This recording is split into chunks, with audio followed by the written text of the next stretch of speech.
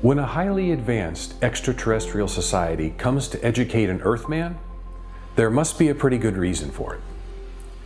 This is the story of Billy Meier, known worldwide for the best UFO photographs.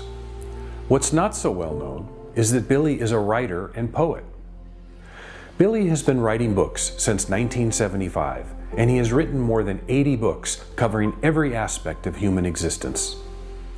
A scholar, academic, and fierce defender of the truth, Billy's dissertation of the truth is entitled Teaching of the Truth, Teaching of the Creation Energy, Teaching of Life, and is presented to us in the German language through the many books he has written. But how did it all begin? Sit back and relax while we find out who is Billy Meier.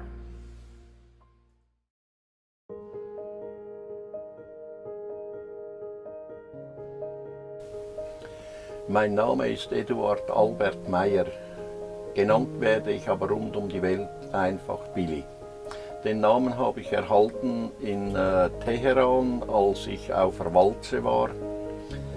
Und seither ist mir dieser Name geblieben.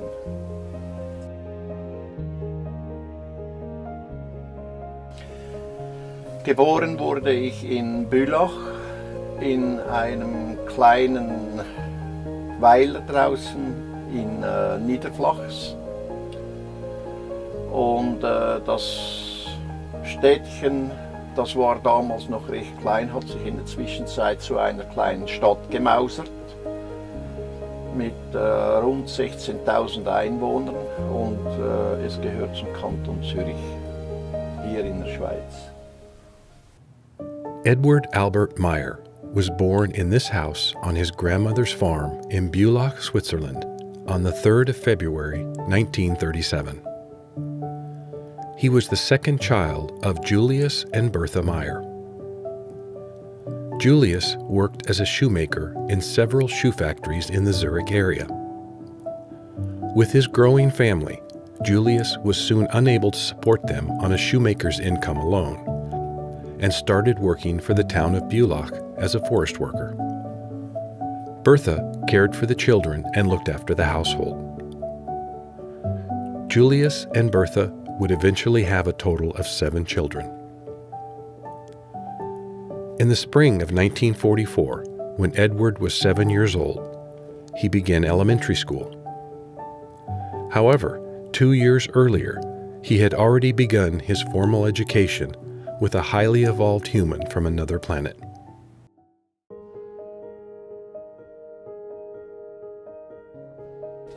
Als ich das Pfad kennenlernte, das erste Mal sah, da war ich ungefähr 5 Jahre alt und mein Befinden, das war eigentlich ganz so, wie es immer war, einfach neugierig, aber keine Angst in mir gefühlt und es ist eigentlich ganz normal, wie wenn ich mit einem anderen Menschen zusammenkomme hier von der Erde.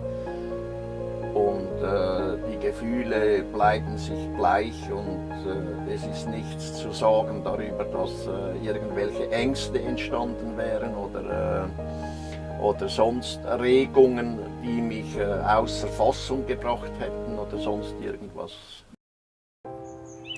At the age of 5, Edward began experiencing something strange, although it seemed familiar to him. He began to perceive a voice in his head along with strange symbols that he was unable to decipher. Over time, Edward began to make sense of these symbols and recognized that it was a language that he was unable to understand at that time. Periodically, this symbol language and the voice would appear in his consciousness and encourage him to learn to reply to the messages.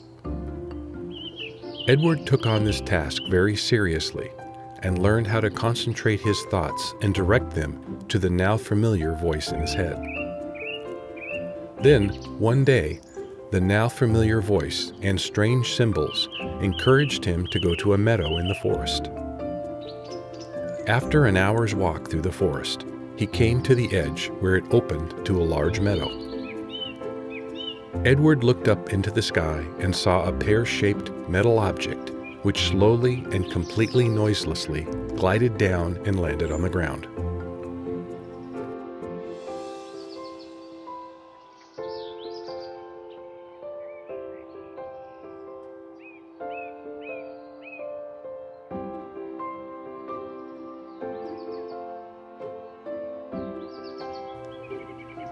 In the upper part of the pear-shaped craft, a hatch opened and a platform slid out of the hatch.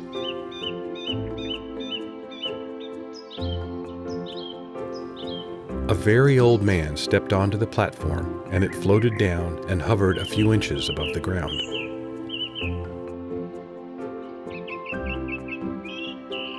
The old man motioned with his hand to step onto the platform, which Edward did.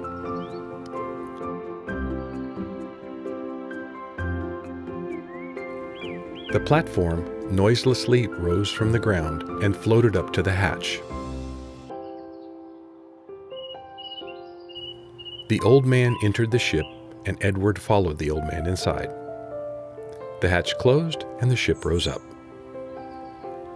During further contacts with this old man, Edward learned that his name was Svath. Svath stayed in contact with Edward, both physically and telepathically, for 11 years from 1942 to 1953. Svath taught him many things, including taking him on trips into the past and into the future, so that he could experience and learn things for himself.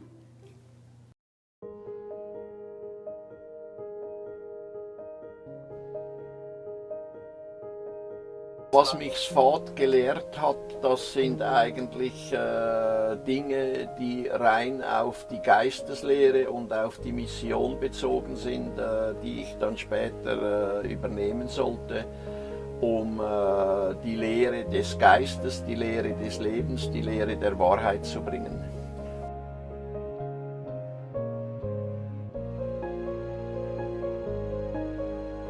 Als Svath gestorben ist, anfangs der 50er Jahre, hat sich bei mir dann eine weibliche Stimme gemeldet. Also ich habe das als weibliche Stimme empfunden. Und kurz darauf ist dann auch eine junge Frau erschienen namens Asket, die dann mit mir Kontakt aufgenommen hat. Und diese Kontakte haben dann wiederum 11 Jahre lang gedauert, wie diejenigen mit Svath.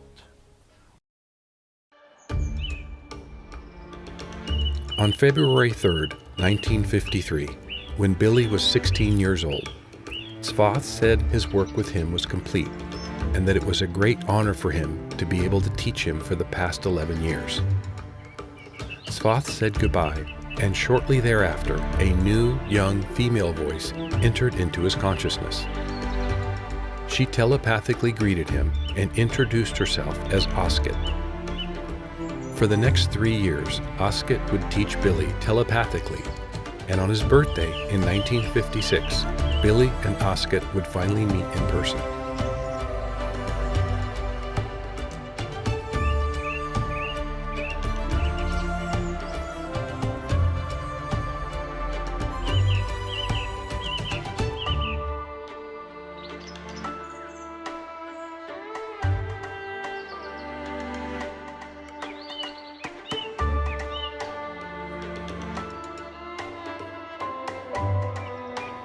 Billy's contacts with Asket would continue for 11 years.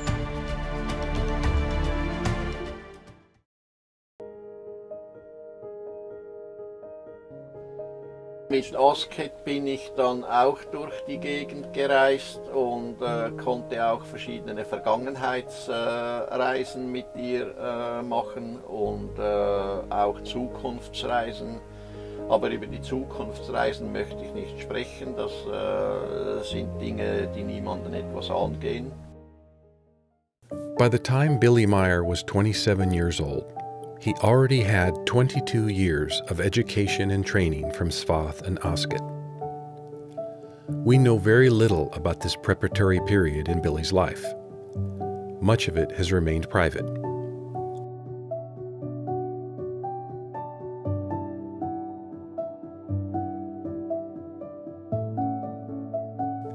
Beginning in 1964, Billy entered a period of 11 years where no contacts took place. This was his time to consider everything he had learned and to plan for the future.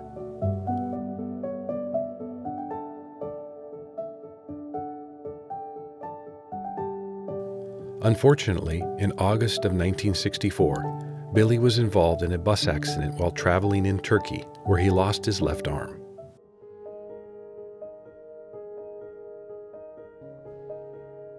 Meinen Arm habe ich verloren in Iskenderun in der Südtürkei. Da bin ich in einem Autobus drin gesessen, der aus dem Dorf rausgefahren ist. Als uns entgegen ein anderer Autobus kam, dessen Fahrer betrunken war und uns rammte. Mich hat es aus dem Fenster rausgeworfen mit dem linken Arm und den hat es derart zertrümmert und zerquetscht, dass er wegoperiert werden musste.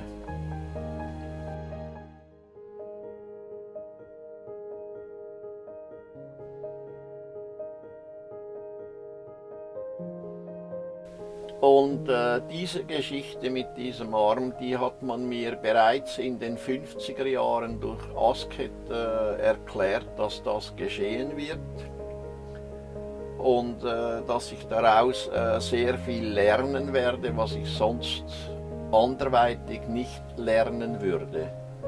Und ein Monat bevor der Unfall dann passiert ist, bin ich noch in Griechenland gewesen, in Saloniki. Und da ist ein Mann mit 2 Frauen an den Strand runtergekommen und dieser Mann hatte den linken Arm weg. Und da ist mir wieder in den Sinn gekommen, was ich einfach beiseite geschoben hatte, seit den 50er Jahren aus meinem Gedächtnis verbannt hatte sozusagen oder in mein Gedächtnis verbannt hatte, dass jetzt die Zeit kommt, zu der ich meinen Arm verlieren werde. Und das war eine kurze Episode am Strand drunten und nachher hatte ich das einfach wieder aus dem Gedächtnis gestrichen oder vergraben. Und einen Monat später geschah es dann am 3. August 1964 in Iskenderun.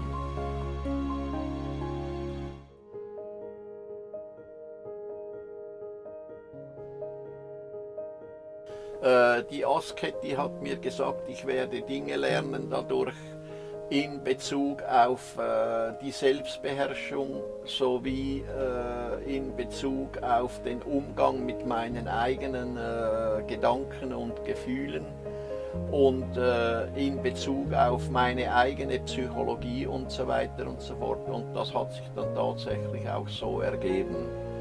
Ich habe auch nie irgendwelche Probleme gehabt dadurch, dass ich meinen Arm verloren habe, denn als es geschehen ist, dann habe ich das einfach akzeptiert. Es hat mir keine Probleme gegeben, keine Probleme gemacht und so weiter, sondern ich habe es einfach so akzeptiert, wie es sich zugetragen hat.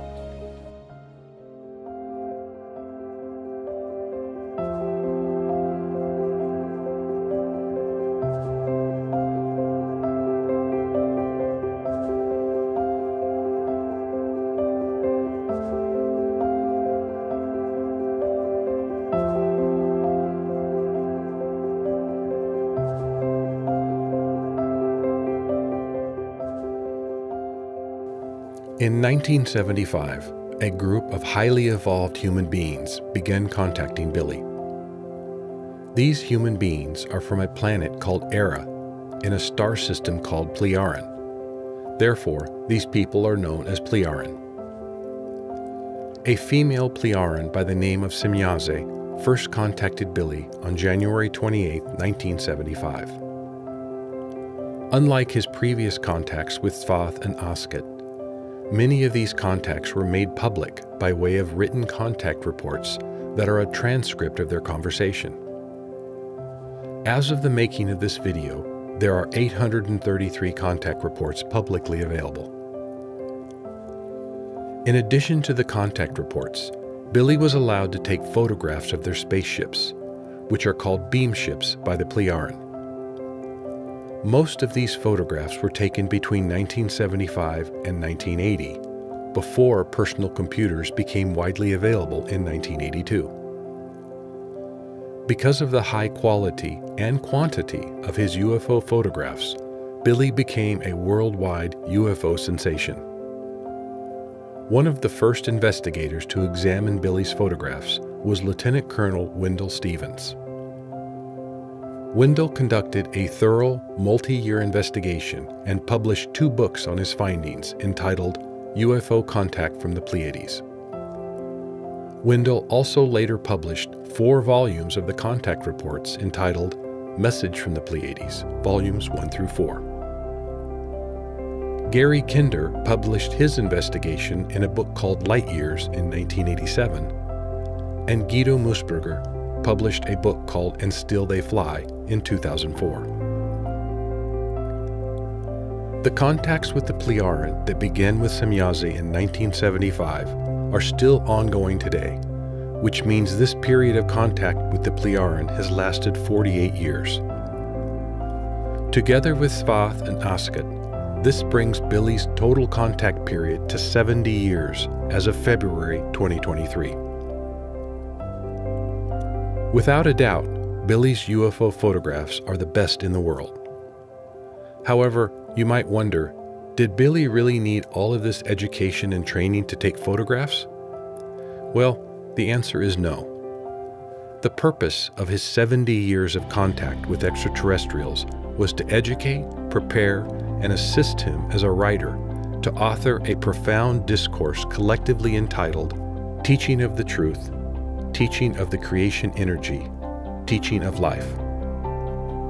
Billy has written more than 80 books covering a wide range of topics. Many of his books are deeply spiritual and cover topics such as meditation, consciousness, and life and death. The last 50 years of Billy's life have been dedicated to writing, a fact that many people are unaware of. Billy Meier isn't a ufologist, guru, or someone seeking fame and fortune. He is a normal human being with extraordinary experiences. He, along with his extraterrestrial friends and advisors, have delivered a profound series of teachings on the meaning of life, the human experience, and the path towards knowledge, wisdom, peace, and love. His writings are his legacy, and he will continue to write until his time on earth is done.